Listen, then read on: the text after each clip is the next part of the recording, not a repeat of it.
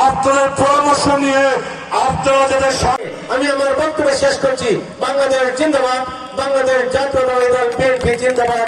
শহীদ রাষ্ট্রপতি জিয়া রহমান এবং আপসহীন দেশনেত্রী সাবেক প্রধানমন্ত্রী বেগম খালেদা জিয়া অমর হোক এবং আগামী দিনের বাংলাদেশের প্রধানমন্ত্রী জনাব তারেক রহমান জিন্দাবাদ জিন্দাবাদ। আসসালামু আলাইকুম ওয়া রাহমাতুল্লাহ।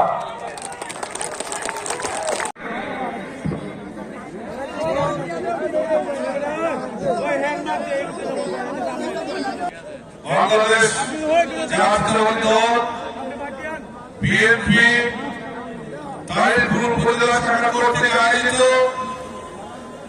ধানের শীষের সংগঠনে আজকে আপনাদের অত্যন্ত আস্থাভাজন প্রিয় নেতা এই তারিকুল ধর্মপ্রচার মন্দিরনগর জামালগঞ্জ অঞ্চলের মানুষের আস্থার বিশ্বাসের যে মানুষ বলবেন আপনাদের বড় ভাই সালাম দিয়েছে ধানের শীষে একটা ভোট দেওয়ার জন্য। আমি সভাপতি এখানে উপস্থিত আছেন আজকে সভার প্রধান অতিথি আমার রাজনৈতিক নেতা জনাব মিজানুর রহমান চৌধুরী মঞ্চ উপবিষ্ট আছেন। আমাদের সুনামগঞ্জ জেলার অনেক নেতৃবৃন্দ নাম বললে অনেক সময় চলে যাবে, অনেক সময় চলে যাবে, সেই কারণে আমি নাম বলছি না। আপনারা জানেন দীর্ঘ 17 বছর আমরা আন্দোলন সংগ্রাম করেছি, আমরা প্রতিযোগিতা করেছি মনোনয়নের জন্য। আমার বড় ভাই আনিসুল হক, আমার বড় ভাই আব্দুল মুতালিব খান, আমার রাজনৈতিক গুরু, যার হাত ধরে রাজনীতি শিক্ষা আমার প্রিয় নেতা জনাব নজরুল ইসলাম সাহেবের সহকর্মী, আমাদের প্রিয় সামনাবাদী, আমরা আমাদের জামালগঞ্জ উপজেলার কৃতি সন্তান ব্যারিস্টার মিঠুন আফেন্দি, আমাদের মাহবুব সরকার, নিজামুদ্দিন, সুহেল সহ আমরা প্রতিযোগিতা করেছি, প্রতিহিংসা নয়। আজকে তারই প্রমাণ। আজকে দেখেন আমাদের নেতৃবৃন্দ, আমরা একসাথে, আমরা দুই ভাই,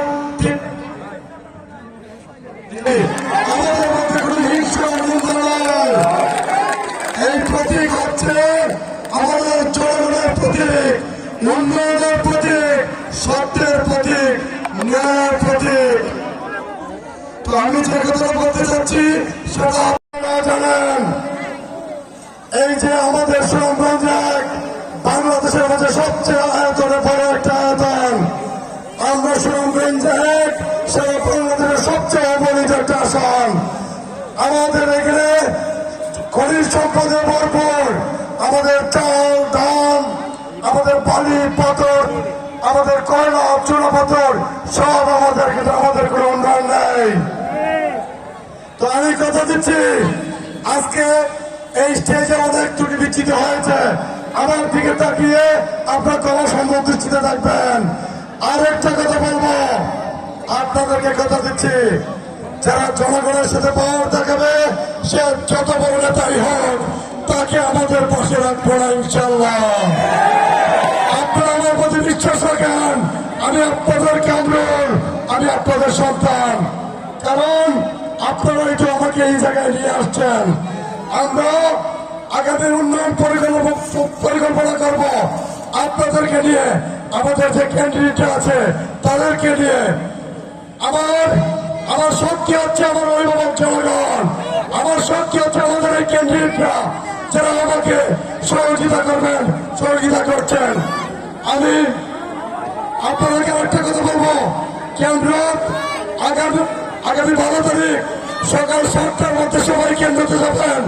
একদিন কি আমার জন্য আপনারা কষ্ট করতে পারবেন না? আপনারা আমার জন্য কষ্ট করবেন একদিন।